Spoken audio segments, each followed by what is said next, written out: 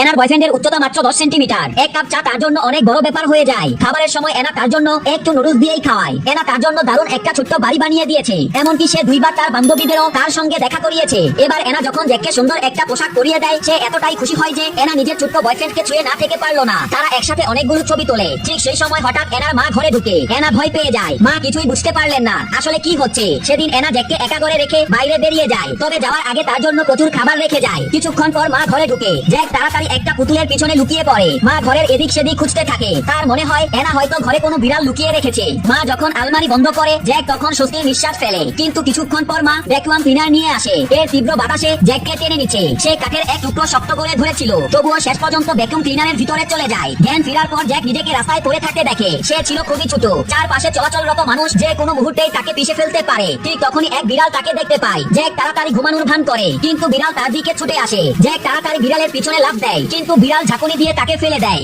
আর সে গিয়ে একটা পুলের পানিতে পড়ে। একটা কাপ তাকে বাঁচিয়ে রাখে, কিন্তু পানির স্রোত ছিল খুবই বেশি। কাপটা প্রায় ব্রিজের সাথে ধাক্কা খেতেই যাচ্ছিল। জ্যাক ঠিক সময় লাফিয়ে বেরিয়ে আসে আর রাস্তায় উঠে পড়ে। ঠিক তখনই এক মেয়ে সাইকেল চালিয়ে যাচ্ছিল। জ্যাক সুযোগটা কাজে লাগিয়ে সাইকেলের উপর লাফিয়ে উঠে। সে ভাবে মেয়েটির সাথে সে হয়তো নিরাপদে কোথাও পৌঁছে যাবে। এই সময় এনা রাস্তায় জ্যাককে খুঁজছিল। অবশেষে জ্যাক দৌড়াতে থাকা এনাকে দেখতে পায়, কিন্তু এনা প্রথমে তাকে দেখতে পায় না এবং হেঁটে চলে যাচ্ছিল। জ্যাক চিৎকার করতে থাকে। শেষ পর্যন্ত এনা তাকে দেখতে পায়। সে হাত বাড়িয়ে দেয় আর জ্যাক তাতে উঠে আসে।